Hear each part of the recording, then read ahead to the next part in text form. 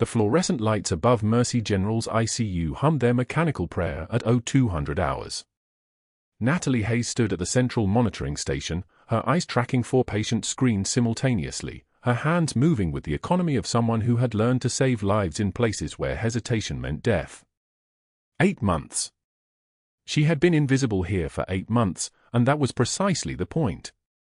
The scrubs fit loose enough to conceal the network of scars along her left forearm, surgical precision marks, shrapnel traces, the vocabulary of trauma written in pale lines across her skin.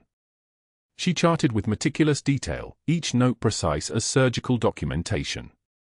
Every medication time stamped to the minute. Every vital sign recorded with the exact numbers that mattered. Every procedure notated with enough specificity to withstand scrutiny from someone who knew how to look. The handwriting was steady, deliberate, almost mechanical. No one reading her charts would see the tremor. There was no tremor. Not here. Not anymore. The break room smelled like burnt coffee and something that might have been hope, if hope could be quantified in cold ceramic mugs. Natalie opened her locker, just the third one from the window, anonymous among 30 identical metal doors, and her eyes found the photograph tucked behind her extra stethoscope. The image was worn, the corners soft from handling. A team medic named Rodriguez. He had made it through Ramadi for 14 months. He had bled out in the back of a Humvee on a Tuesday in 2010, his head resting on her lap while she applied pressure to a wound that was already too deep.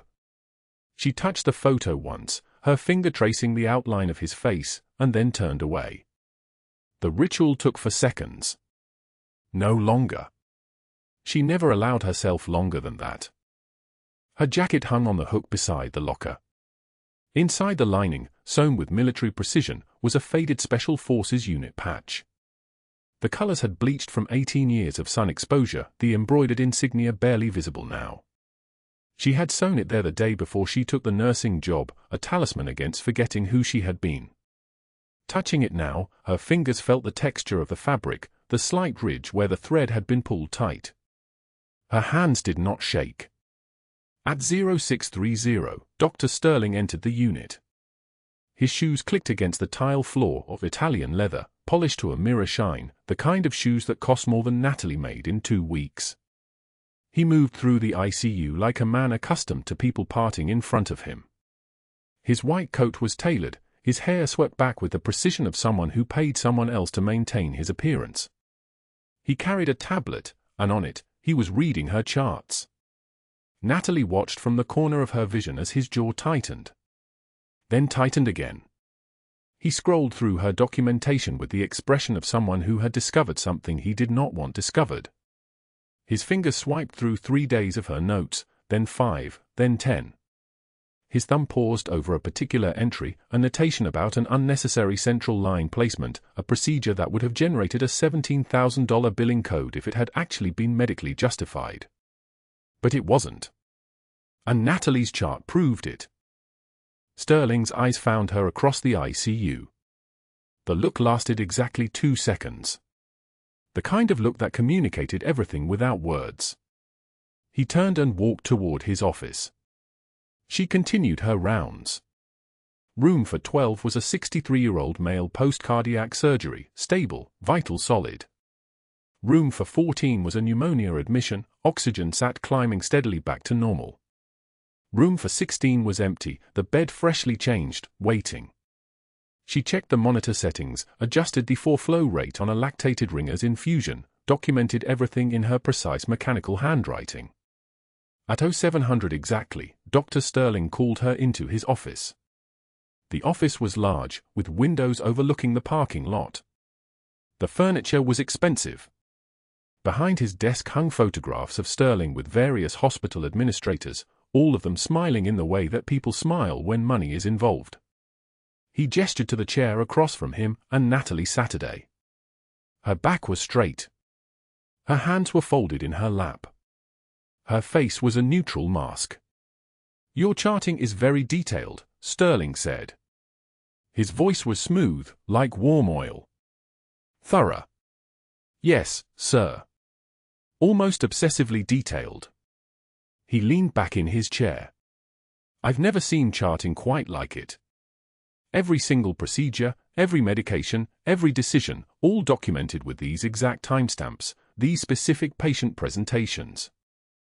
Natalie said nothing. Silence was a tool. She had learned that in Ramadi, and it had never stopped being true. It's the kind of charting that a hospital auditor would find very interesting, Sterling continued. His fingers steepled together. The kind of charting that raises questions about billing practices. About whether certain procedures were actually medically necessary, or whether they were simply profitable. There it was. The moment. The moment when he understood that she had seen him, that her meticulous documentation had been building a case with every single entry. That a nurse who had learned to observe threat patterns in a combat zone would certainly notice when a surgeon was inflating procedure codes and splitting kickbacks with medical supply vendors in exchange for unnecessary interventions. I want to be clear, Sterling said, his voice dropping lower, becoming colder. The way you chart is going to change. Starting today. You're going to document like every other nurse on this unit, adequate, but not obsessive. You're going to note what matters and stop digging into things that don't concern you. You understand? I chart the facts, Natalie said. Her voice was quiet. Measured. Every fact. Every time. Sterling's jaw clenched. He stared at her for several seconds, and she stared back, and in that moment, something shifted in his expression. He had expected her to break eye contact. He had expected her to nod and apologize and promise to do better. He had not expected her to sit in perfect stillness, returning his gaze with the calm of someone who had already survived the worst this world had to offer. My office, he said finally. 7 o'clock. We're not finished here. She stood and left. The walk back to the ICU took 17 seconds. No one watched her pass. By the time she reached the central monitoring station, she was already pulling up the next admissions chart, her mind already moving to the patient who needed her attention more than Dr. Sterling's threats ever could. At 0730, she was assigned to room for 16.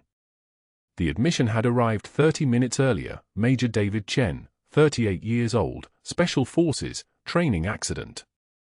The chart noted a compound fracture of the left tibia with significant soft tissue damage. He was post-operative from orthopedic repair, stable, but requiring close monitoring for compartment syndrome. The clinical notes were routine. What mattered was the man. Major Chen was awake when she entered the room. His eyes tracked her movement, cataloging, assessing, the way someone assesses threats. He had the look of someone who had spent time in places where the smallest detail could kill you. His dark eyes were alert despite the post-operative medication still working through his system. A military bearing, even in a hospital bed. A presence that made the air pressure change when she stepped into his space. Good morning, Major, Natalie said. I'm Senior Chief Petty Officer Hayes. I'll be your nurse this shift. Something flickered across his face. Recognition. Not of her name, he wouldn't have known her name, but of something else. The rank. The way she moved. The way her hands prepared the foresight with 3 precise movements, checking the line placement, verifying the medication port, adjusting the flow rate with a kind of precision that you only developed if you had done it 1,000 times in conditions where your hands had to be steady even when everything around you was chaos. She reached for his arm to check his dressing and inserted a fresh for line with the signature 3-point technique used by combat medics in Ramadi. The needle went in without hesitation, the catheter advanced with practiced economy, the saline flush confirming placement. The whole procedure took 40 seconds. Major Chen watched her hands. His eyes narrowed. When she looked up to check his comfort level, his gaze met hers with the weight of recognition. You were there, weren't you? His voice was steady, quiet, the way soldiers speak when they're asking about things that don't have easy answers. Ramadi. 2010. Natalie replaced the 4 cap. She did not hesitate. She did not break eye contact. She simply met his gaze with quiet dignity and replied with the truth, rendered simple. I'm just here to keep you alive, Major. She finished the assessment, documented her findings in her precise mechanical handwriting, and left the room. Behind her, Major Chen said nothing. He had asked his question. He had received his answer. That was enough. The rest of the shift continued. Vitals remained stable. The afternoon nurse came in at 1900. Sterling did not call her back to his office. By the time Natalie clocked out at 1930, the building felt different somehow, as if something had shifted on a molecular level. She did not understand yet that she had just triggered a countdown. She did not know that Dr. Sterling was already picking up his phone, already calling hospital board members who owed him favors, already beginning the process of destroying the one nurse whose meticulous documentation threatened to unravel his entire empire. What happened next would change everything. 7:31 in the morning. The ICU hummed with the sound of monitors and ventilators, a mechanical chorus that played the same song every 12 hours. Natalie stood in Major Chen's room, checking the dressing on his surgical site, when Dr. Sterling appeared in the doorway like a storm front rolling in from the plains. He held the chart. His fingers tapped the edge of it against his thigh, once, twice, 3 times. A rhythm. A warning. Nurse Hayes. Not a greeting. An accusation. Chen's sister stood beside the bed, her hand resting on the major's shoulder. Chen's father sat in the visitor's chair, a man in his 70s whose eyes had seen too much military bearing even in the way he held his spine. They turned to watch the interaction unfold like a play they didn't want to see. Sterling stepped into the room and did not close the door. That was intentional. Natalie understood theater when she saw it. "I've reviewed your documentation from 0400 hours, Sterling said, his voice pitched to carry into the hallway where other nurses would be listening. You charted a heart rate of 92. The monitor clearly shows 88. He opened the chart, pointing at her neat handwriting. This kind of sloppiness endangers lives, nurse. I trust you understand the gravity of that. Natalie's jaw tightened. A single muscle flexed along the edge of her face. Nothing more. No flush. No retreat. Doctor, the monitor captured an irregular beat at 0407 hours, she said quietly. Her voice was level as a surgical laser. The rhythm stabilized by 0411. I documented the corrected rate per protocol once the arrhythmia resolved. Sterling smiled. It was the smile a predator wears when it tests where the prey will run. Questioning my assessment, nurse? Perhaps 8 months here makes you qualified to educate me on cardiac interpretation. He turned to the family, a performance. A show of force. I apologize for our Florence Nightingale here. Seems basic counting is beyond her. Chen's sister's face went pale. His father's jaw tightened. Major Chen's hands curled into fists beneath the hospital blanket. A single tear escaped from Natalie's left eye. Just one. She didn't blink. Didn't turn away. She wiped it with the back of her hand, one clean motion, and when she spoke, her voice had dropped an octave. The mask shifted, just enough. Just for a moment. I've closed chest wounds under mortar fire, doctor. Your opinion doesn't shake me. The silence lasted 3 seconds. Maybe 4. Sterling's face reddened. His jaw clenched. He had expected her to wilt. Instead, she was standing there in her scrubs and clinical clogs, meeting his gaze with a kind of composure that comes from having already survived the worst. He turned and left without another word, but not before Natalie saw the flicker of something in his eyes, recognition that this nurse was not what he'd assumed. Major Chen watched him go. His eyes found Natalie's and held there. Recognition flickering back, recognition meeting recognition. But that wasn't the worst part. Lunch came at noon. The break room at Mercy General was a small space with a refrigerator that smelled like old chicken and the sour tang of spilled juice, a microwave that hummed like a dying animal, and a table where the staff formed their daily hierarchies. On this Tuesday, 4 nurses sat at the center table: Dr. Wong, Janet from Pediatrics, Marcus from Recovery, and Rebecca from the step-down unit. They were halfway through their sandwiches when Natalie pushed through the door.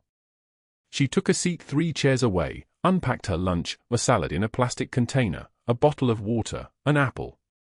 She said nothing. Did not try to join their conversation about a patient's difficult family or the staffing issues for the afternoon shift. The moment her backside touched the chair, something shifted in the room's chemistry. A pressure drop. A change in air density. Dr. Wong glanced toward Sterling's glass office, visible from the break room. Sterling was inside, reading something on his computer. He was always visible. Always watching. "Oh," Wong said, standing abruptly. "I just remembered I need to." He didn't finish the sentence. He just left, carrying his half-eaten sandwich.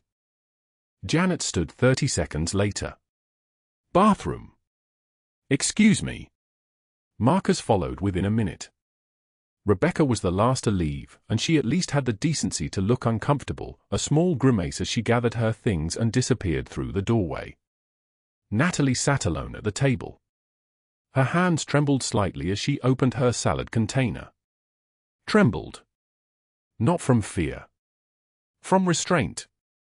The kind of trembling that comes from holding back the words that could destroy, holding back the voice that could command, holding back the person you actually were. She took one measured breath. Then another. The fluorescent lights overhead hummed their sickly tune. Outside the break room window, Denver sprawled beneath a pale blue sky that held no mercy and no promises. Somewhere on the ICU floor, patients were dying and healing and hovering somewhere in between. Somewhere down the hall, Dr. Sterling was building a case against her with the precision of a surgeon, layer by layer, cut by cut. She was halfway through her salad when Major Chen appeared in the doorway. He was on a walker, moving with the careful precision of someone whose body was still teaching him the language of pain. His surgical gown hung over regular clothes. His face was pale but his eyes were sharp. "That's some technique you used on my central line yesterday," he said quietly. He moved into the break room slowly, easing himself into the chair across from her. 3-point insertion. For access during field conditions. "Where'd you learn that?" Natalie's hands paused. Her fork hung suspended above her salad. She met his gaze with the kind of quiet dignity that comes from having nothing left to lose and everything to protect. "I'm just here to keep you alive, Major." Chen nodded slowly. He didn't smile. He didn't need to. In that single exchange, he understood. In her silence, he heard confirmation. In the way her jaw had tightened, the way her eyes had held steady, he recognized something he thought he'd left behind in Ramadi, a sister-in-arms pretending to be a civilian. He stood, using the walker to pull himself up. "Thank you," he said. Just 2 words. But they carried weight. The unit board hung outside the nurse's station, the nerve center of the ICU where information lived and died, shift assignments, patient updates, reminder notices from administration. By 3 o'clock in the afternoon, Sterling had posted something new. A formal write-up. Printed on hospital letterhead. Laminated. Immovable. Written warning, N. Hayes, insubordination and emotional instability. The words were sharp enough to cut. Natalie read them as she arrived for night shift, as 12 staff members gathered around the board like vultures at a fresh kill. The whispers started immediately. Quiet. Deliberate. Too emotional. Did you hear what she said to him? Sterling doesn't mess around. She's done. Natalie stood in the center of that small crowd and read every word.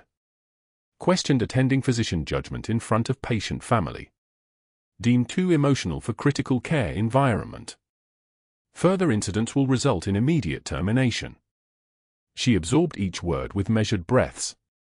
Her hands didn't shake. Her face didn't flush red. She simply read the words as though they were written in a foreign language she was determined to understand. Then she turned and found Sterling watching from his office. Glass walls. No privacy for predators. He stood with his hands in his coat pockets, and he smiled. A small smile. The smile of a man who believed he'd just moved his queen across the board in a game where his opponent didn't understand the rules. Natalie met his gaze for 5 full seconds. No flinch. No fear. Just acknowledgement of the move, the way a chess player nods at a clever maneuver by an opponent who doesn't realize the game is already lost. She turned and walked to the unit manager's office to begin her shift. That night at 9 o'clock, Major Chen requested a dressing change. Natalie came to his room with sterile gauze and antiseptic solution, the smell of alcohol and iodine mixing with something else, something underneath. The smell of a man who understood what it meant to be marked for destruction. She worked carefully. Precisely.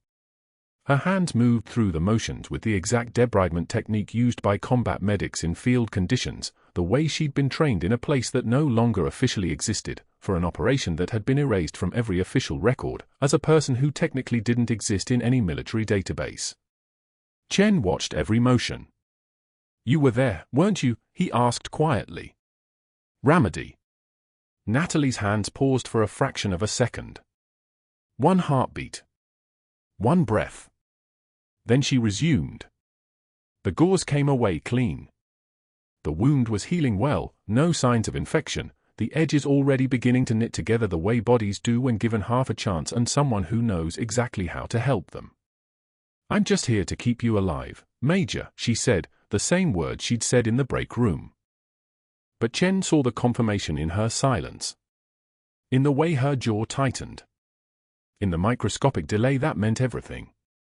He nodded once, understanding the weight of what she wasn't saying, the burden of a name that had been erased, a history that had been classified, a life that had been buried in the same desert where his convoy had been ambushed 5 years ago. "Thank you," he said again. The same 2 words. But now they meant something different. Now they meant recognition. Respect. The kind of bond that exists between people who have looked into the same darkness and lived to talk about it, or in this case, lived to say nothing about it at all. That was when her phone buzzed.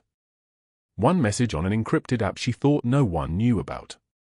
A single line from a number that had no name. "Secure the package. Asset protection activated. Nest incoming." Natalie's blood went cold. She didn't move. Didn't flinch. She finished taping the final piece of gauze and spoke in a voice that no longer carried a tremor. "Rest well, Major. You're going to be fine." But both of them understood that nothing would be fine. Not anymore. The Navy had just activated protocol.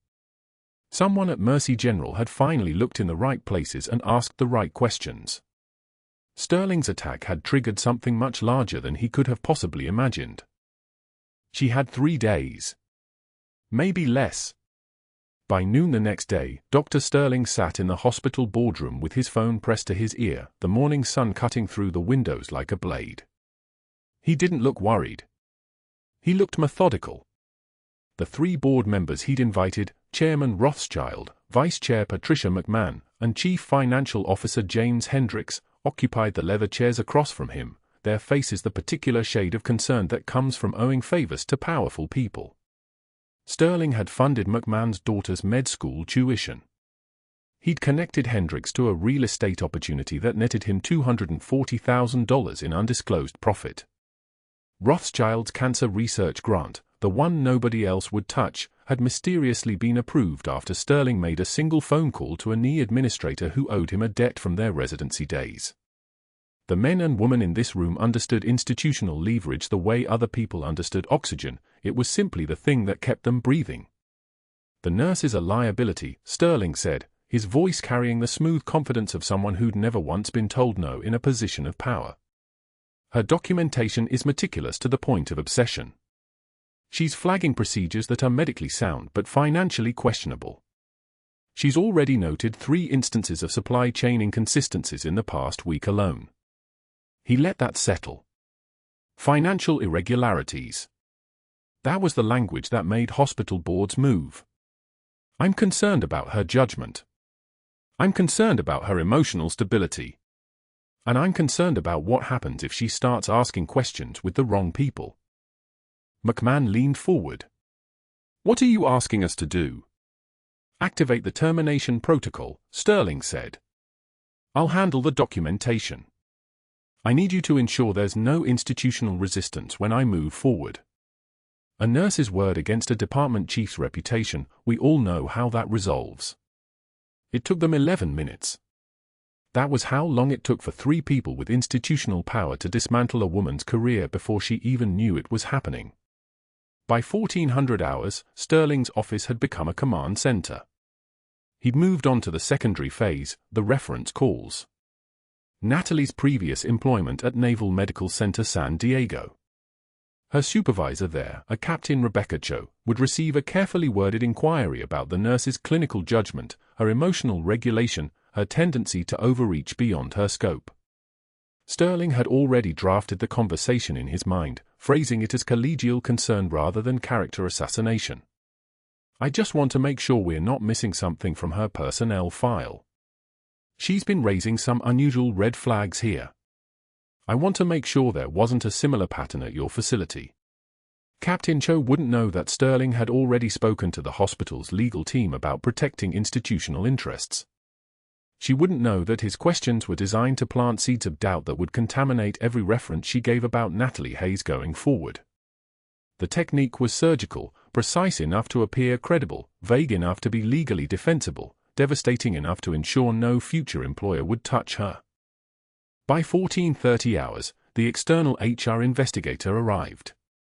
Her name was Diana Wheaton, and she was the kind of professional who understood that institutions protected their own. Sterling had hired her before, twice, in previous situations that required careful dismantling of inconvenient employees. She carried a tablet and wore the expression of someone who'd already decided on the outcome before the investigation began.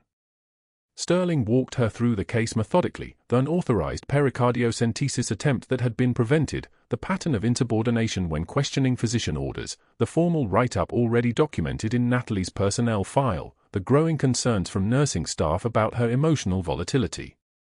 The issue, Sterling explained, settling into his chair with the ease of a man who'd orchestrated this scenario exactly 17 times before, is that she's exceeding her scope as an RN. She's performing assessment and interventions reserved for physicians. She's questioning medical judgment. She's creating a culture of tension on the unit. And frankly, I'm concerned about patient safety when her clinical judgment is this impaired. Wheaton made notes. Do you have documentation of the scope violations? I can create it, Sterling said. Not create it. Document it. Language mattered. Language created plausible deniability. The problem Sterling didn't see, the gap in his otherwise flawless understanding of institutional leverage, was that at 2,230 hours that same evening, Major David Chen's heart rate climbed to 110 beats per minute, a measured climb that accelerated with each passing minute. His blood pressure dropped from a stable 115/68 to 105/55. The numbers fell like dominoes, each one knocking the next one down, and Natalie Hayes noticed because she was standing at his bedside, reading the monitor the way other people read their own heartbeats. She'd been assigned to Chen since his admission. 8 months of invisibility, and then this man had walked into Mercy General with a training accident that fractured his left radius and somehow fractured the wall she'd built between Natalie Hayes the nurse and Senior Chief Petty Officer Hayes the woman who'd performed emergency surgery in a bombed-out clinic in Ramadi with nothing but a field knife and muscle memory and the knowledge that if she stopped moving, 4 men in her team would die. The distended jugular veins were visible now, even in the dim ICU lighting. The neck veins that should have been flat and invisible were standing up like cords, engorged with blood that couldn't return to the heart because something was pressing on the heart from the outside. Pericardial effusion. Fluid accumulating in the sac surrounding the cardiac chambers. Beck's triad, the muffled heart sounds, the jugular venous distension, the dropping blood pressure, was forming like a prophecy in front of her. She paged Dr. Yamoda, the on-call resident, and spoke in the calm tone of someone reporting a weather forecast. Major Chen's vitals are changing. Heart rate 110, BP 95/62, and I'm auscultating diminished heart sounds. I'm seeing JVD. Recommend stat chest X-ray and echocardiogram. Yamada arrived 7 minutes later, a competent physician in his 4th year of residency who'd learned to trust experienced nurses about 80% of the time, which was 14% less than the survival statistics recommended. He reviewed the monitor, listened to Chen's chest himself, and nodded. Could be post-op inflammation. Let's get the imaging. The rain that had started at dusk was hammering the ICU windows now, each drop striking the glass like a small percussion instrument, rhythmic and insistent. Natalie heard it beneath the ventilator hiss, beneath the monitor beeping, beneath the ordinary sounds of a hospital doing its work. Then Sterling's voice came through the unit phone, and it carried the tone of a man who'd just finished dismantling someone's future and was now focused on consolidating power. Dr. Yamada, I understand you're ordering unnecessary imaging on my post-op patient. The Major is stable. What we're seeing is normal post-operative physiologic response. I'm going to be direct, I don't want to waste resources on Hayes' paranoia. That's a direct order. The imaging doesn't happen tonight. The phone call lasted 9 seconds. That was how long it took for institutional hierarchy to override clinical judgment. That was how long it took for Yamada to say, understood, and hang up, then turn to Natalie and deliver the message that would have ended most people. Most people would have retreated. Most people would have documented the order and stepped back and let the system protect itself. Most people would have accepted the boundaries of their uniform and their title and their vulnerability. Natalie touched the fabric of her jacket, feeling the edges of the faded unit patch sewn into the lining. 62 operators had worn that patch. 11 of them had died in Ramadi. She'd closed the chest wound of the man in the bunk next to hers at 0330 hours in July, had watched the blood stop coming, had watched his eyes focus on her face in the moment when he realized he was going to survive. That man had made it home. He'd gotten married. He'd had 2 children. He had a life that existed because she'd kept moving. I understand, she told Yamada, and she did understand. She understood that defying a direct order meant termination. She understood that she was invisible by design and vulnerable by necessity. She understood that the system had limits and consequences and that she'd already spent 8 months learning how to fit inside the spaces nobody looked. She also understood that she wasn't going to let Major David Chen die because Dr. Sterling was protecting his billing records. By 2300 hours, Chen's blood pressure had dropped to 88/58. The cardiac output was failing, the heart working against increasing pressure, the fluid accumulating in the pericardial sac pressing down like a hand around his chest, squeezing. Natalie calculated the timeline in her head. Echocardiogram takes 15 minutes to arrange, results come back in 8 minutes, physician notification takes 3 minutes, the attending's arrival time from home was 41 minutes minimum. Sterling wasn't in the building. The on-call attending, Dr. Patricia Kowalski, was responding to a trauma case in the emergency department. The window was narrowing like a fist closing around time itself. Chen's sister, Margaret, arrived at 2,315 hours for evening visiting hours, her face carrying the particular exhaustion of family members who didn't understand hospitals but understood that something was wrong. Natalie spoke in the low voice of a woman who delivered bad news in combat zones under fire. Your brother is developing a serious complication. There's fluid building around his heart. I'm monitoring him closely, and we're working to get imaging. Should we be worried? Margaret's hands clutched her purse like it was the only solid thing in the universe. Natalie met her eyes. I won't let anything happen to him. It wasn't a promise she could make. It was a promise she was making anyway. By 23:45 hours, the echocardiogram had been ordered and denied. The on-call attending was still in trauma. Dr. Yamada stood at the nursing station, trapped between the physician above him and the urgent clinical reality in front of him, his face the particular shade of conflict that comes from understanding you're about to let something preventable happen. Natalie moved through the ICU with the precision of muscle memory, her hands steady as surgical instruments, her mind running the procedure she'd performed 13 times in a bombed-out clinic in Ramadi, twice more in forward operating bases, and once on herself in a moment she didn't allow herself to think about anymore. The crash cart was positioned now. The equipment drawer was open. The 18-gauge needle was in her hand, and she was reviewing the anatomy, the fourth intercostal space, the midclavicular line, the needle angled 45 degrees, the subcutaneous tissue giving way to the chest wall giving way to the pericardial sac. The rain hammered the windows like applause, like judgment, like time running out. Chen's pressure read 82/54. At 0003 hours, the alarm screamed. Not the soft beep of routine monitoring. The scream of a body shutting down. Natalie's head snapped toward the monitor above Major Chen's bed. The waveform that had been steady all night fractured into chaos, pressure dropping like a stone thrown into water. 68/40. 56/32. The numbers free fall. Chen's lips were turning blue. His neck veins distended grotesquely, purple-black cords straining against skin. His hands clawed at the sheets, searching for air that wouldn't come. Code blue, ICU bed 4, Natalie called out, her voice level as concrete. Around her, the night shift moved, 2 nurses, 1 respiratory tech, nobody else within 3 floors because it was 3 in the morning in Denver and the hospital held its breath at this hour. Dr. Yamada, the on-call resident, stood frozen at the foot of the bed.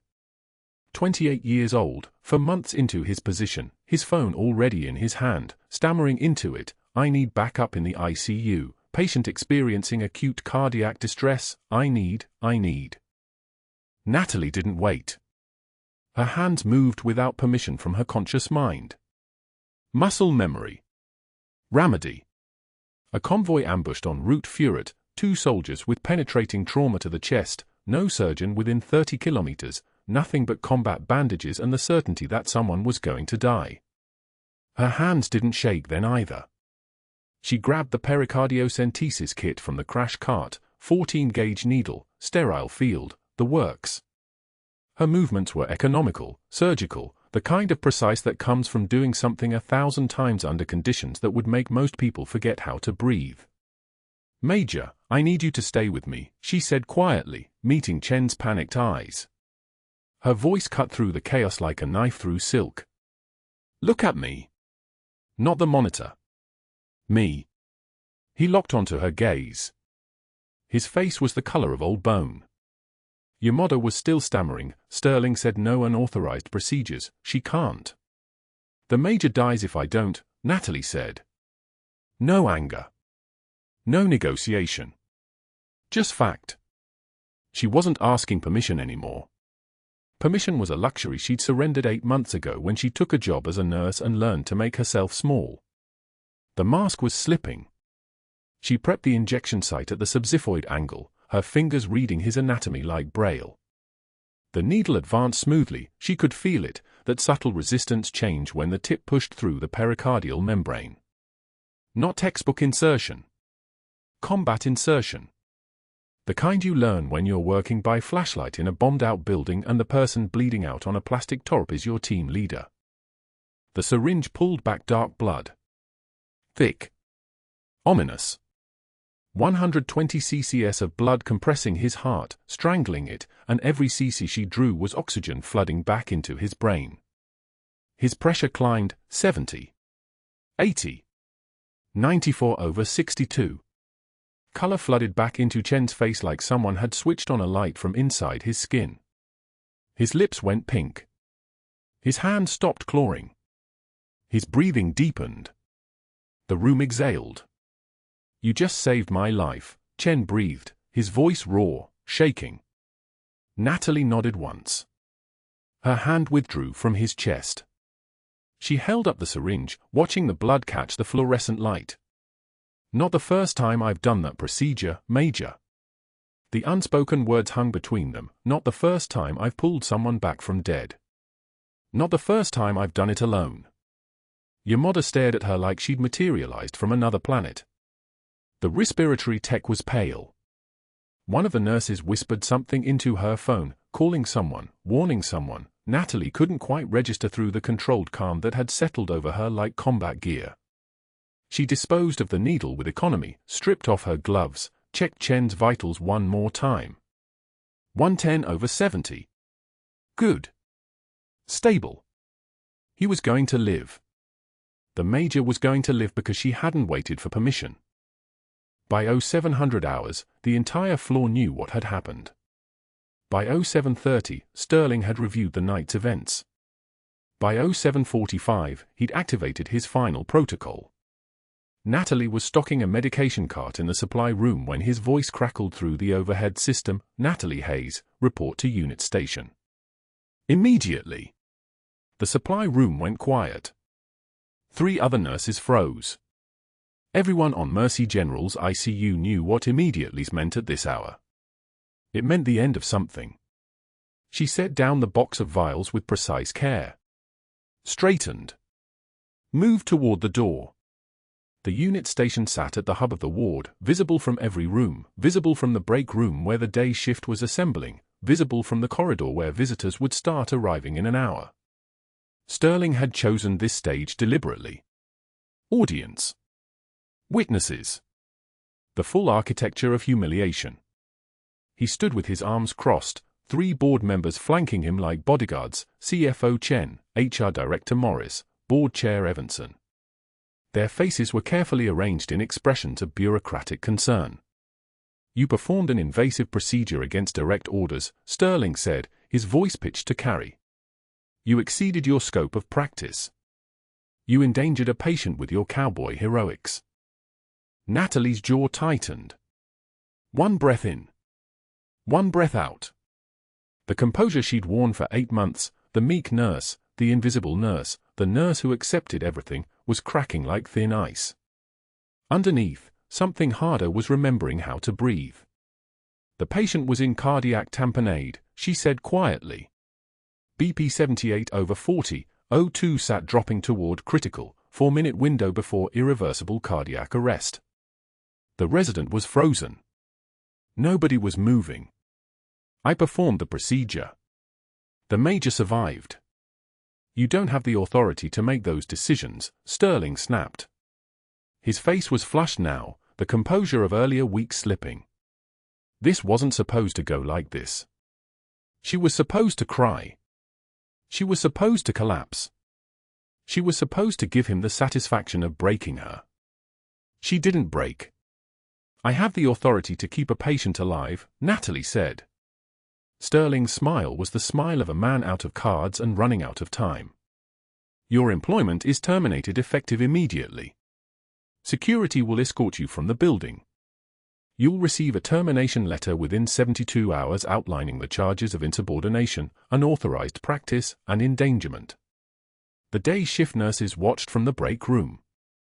Not one of them stepped forward. Not one of them spoke. Natalie turned away. She walked back to her locker with security flanking her, 2 uniformed officers with the neutral faces of men doing a job they didn't particularly enjoy. She had 8 months of personal items crammed into that metal box.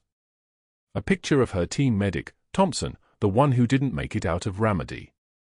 A dying succulent on the shelf. A cracked mug from her daughter, years ago, years in another life, that read World's Okayest Nurse. She grabbed a cardboard box from the supply closet and started packing. Nothing was said. The security officers just waited. The morning shift filed past, careful not to make eye contact. Sterling had called them already, she realized. Probably in the night.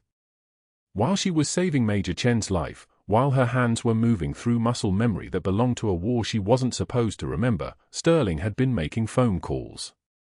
Calling board members. Reminding them of favors owed. Calling her references, the Navy liaison officer, the community college administrator, the only other places where her work history had substance. Whispering doubts about her judgment. Questioning her stability. She could imagine it, unstable. Makes unilateral decisions. Takes things too far. You wouldn't want her handling critical patients, would you? Calling the HR investigator with a narrative, the nurse with a history of insubordination. A nurse who'd performed unauthorized procedures. A nurse who'd endangered a patient through cowboy heroics rather than following protocol. By the time Natalie closed her locker for the last time, he'd already written the ending to her story. He just needed the public stage to sign it. At 1730 hours, rain hammered the sidewalk outside Mercy General. Natalie stood at a bus stop 3 blocks away, clutching the cardboard box against her chest like it contained everything she had left in the world. Inside, the cracked mug. The succulent with brown leaves curling inward like hands folding into prayer. The photograph. Thompson's face, frozen at 26 years old, 2019, at FOB Shank before the operation that buried them all. His smile looked like it hurt. Water soaked through the bottom of the cardboard box. She watched it spread, a slow bloom of corruption, and didn't move. The rain hammered against the box like judgment, like applause, like proof that you can only stay dry for so long before the world finds you and drowns you anyway. Her phone buzzed. A text from her 17-year-old son, Marcus, "Mom, where are you?" She typed back with one hand, "Lost my job." "Don't worry." The lie sat there on the screen. "Don't worry." As if worry was something she had any control over now. As if she wasn't standing in the rain at a bus stop in Denver with a box of dead plants and photographs, officially terminated from Mercy General, officially unemployable as a nurse, officially back where she'd started, erased. She reached inside her jacket with her free hand, fingers finding the faded unit patch sewn into the lining. The seal trident embroidered in thread that had survived 8 months of washings, 8 months of scrub shifts, 8 months of being invisible. It was the only piece of proof that she'd ever been anything other than the quiet nurse. The only proof that she'd ever mattered. 3 days of silence. That was all it took for Natalie to disappear again. She sat at the kitchen table in her apartment on Colfax Avenue, the overhead light casting everything in hospital fluorescent white, a cardboard box beside her containing the sum total of her professional existence. The cracked mug. The dying succulent. The photograph. She'd pulled the box from under her bed that morning and opened it slowly, the way you open something that might detonate. The photo was still there, her Ramadi team, summer of 2009, standing in the shade of a concrete barrier at FOB Shank, Loga Province. Everyone smiling except her. She never smiled in those photos. The medic, Thompson, had his arm around her shoulders. Thompson didn't make it out of Ramadi.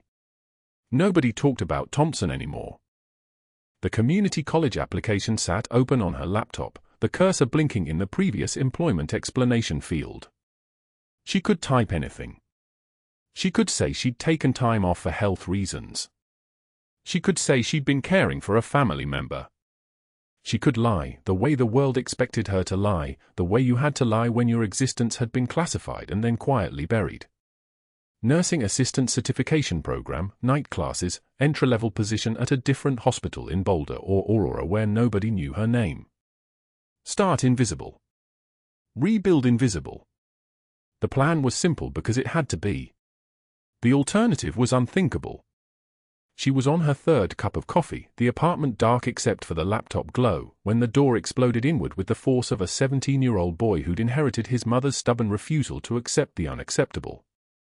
Marcus burst through with the kind of fury that only comes from watching someone you love get systematically destroyed by a system that's supposed to protect people, and he was holding something. A case. A locked metal case she'd forbidden him to touch since she'd brought it into their home 7 years ago, the case that contained the reason she'd had to disappear in the first place. Mom. His voice was shaking. Not with fear. With rage. They need to see these. You can't just let him win. Natalie stood without moving, coffee suspended halfway to her mouth. Marcus, that stays. No. He set the case on the kitchen table with the kind of deliberate emphasis that meant negotiation was over. We're driving back to Mercy General right now. You're going to show them who you actually are. The drive took 20 minutes. Marcus gripped the steering wheel like it had personally wronged him, which, in a way, it had. He'd watched his mother come home from a job she loved, gradually folding smaller and smaller into herself, her voice getting quieter, her eyes getting harder, the light in her dimming like someone was turning down the thermostat 1 degree every shift. He'd watched her get escorted out by security. He'd watched her stand in the rain at a bus stop like a person who'd been erased. And he'd had enough. They pulled up to Mercy General at 8:02 p.m., and the first thing Natalie saw was the military vehicles. They lined the entrance in coordinated rows, 2 Black Hawks on the helipad, 3 Suburbans with federal plates, uniforms moving with the tight precision of people operating under direct orders. Her breath caught. She hadn't called anyone. She hadn't reached out to anyone.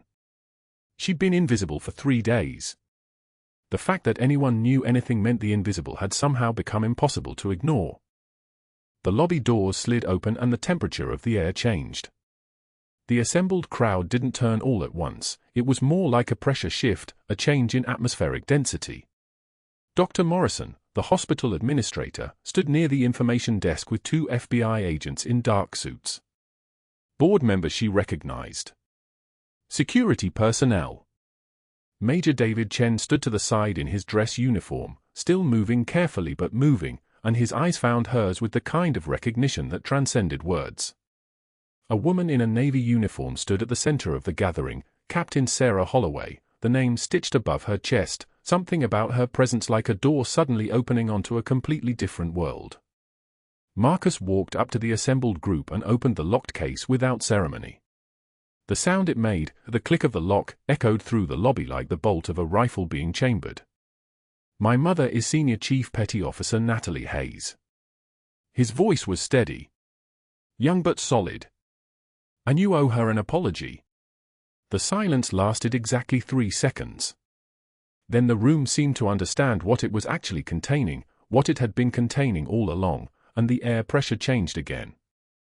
Natalie's hands moved toward the case. She didn't tremble. The composure that had carried her through Ramadi, through Navy training, through 8 months of invisible systematic destruction at Mercy General, held. But her hands moved slowly, deliberately, and when she reached for the folder inside the case, her fingers traced the edges of the file like they were reading Braille. The service record. Sealed after Ramadi. Classified. Redacted in 7 places. The documents that proved she existed, that she'd been something other than just a quiet nurse, that she'd bled for something larger than herself. Her voice was barely a whisper when she read the citations aloud. The first lines. The dates. The operations. Ramadi, 2008. Sanjin Valley, 2009. Each word cost something. Forward Operating Base Shank, Loga Province. She read like she was testifying at her own funeral, presenting evidence of a person who no longer existed except in classified databases and redacted files. Then Captain Holloway stepped forward. She was the SEAL team leader who'd flown in from Naval Station Norfolk, Virginia, and she moved with the kind of authority that made the room understand it had been operating without oxygen. Senior Chief Hayes. Not a question. A statement. An acknowledgement. Your service record. Holloway opened her own folder, photographs printed from secured databases, and began to speak. Bronze Star. For tactical leadership under fire. Sanjin Valley, 2009. She let that sit. Let the room absorb it. 2 Purple Hearts. 1 from fragmentation.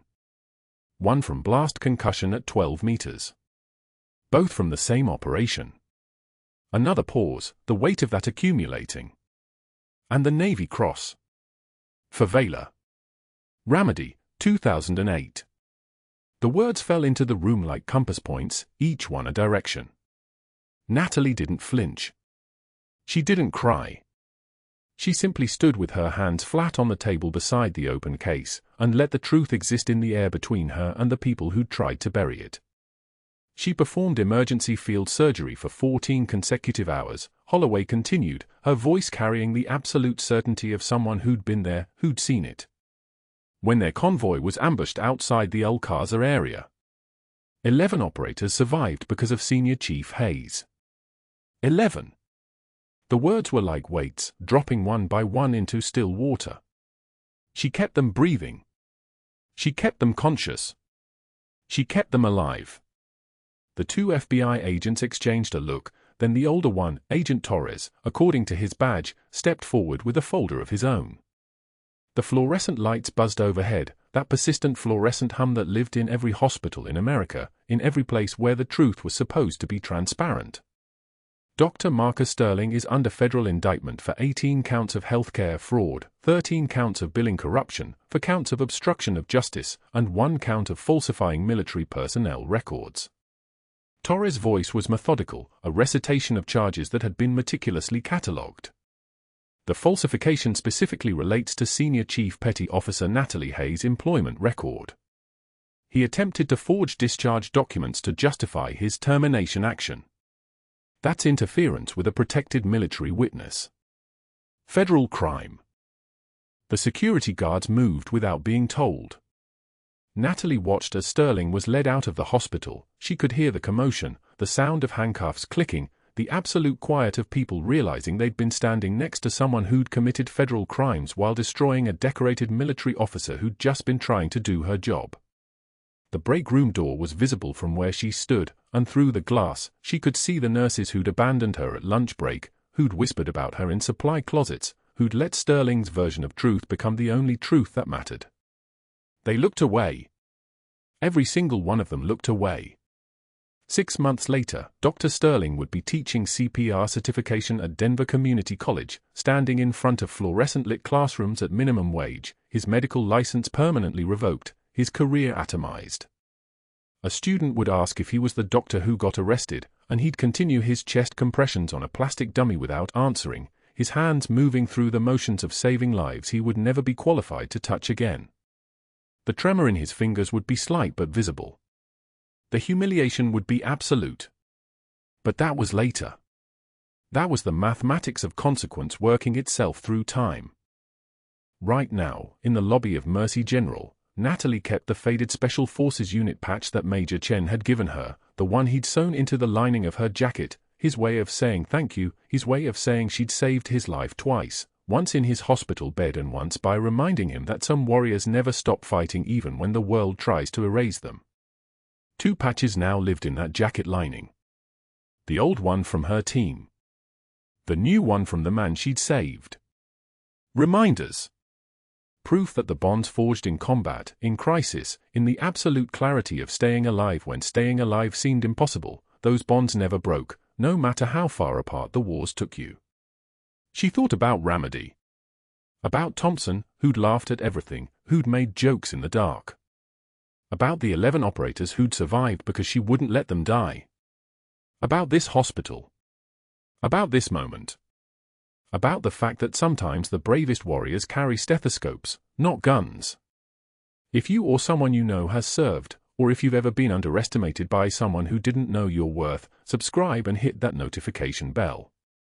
Comment below, what would you do if the world finally saw who you actually were? And if this story resonated with you, share it with someone who needs to know they're not invisible.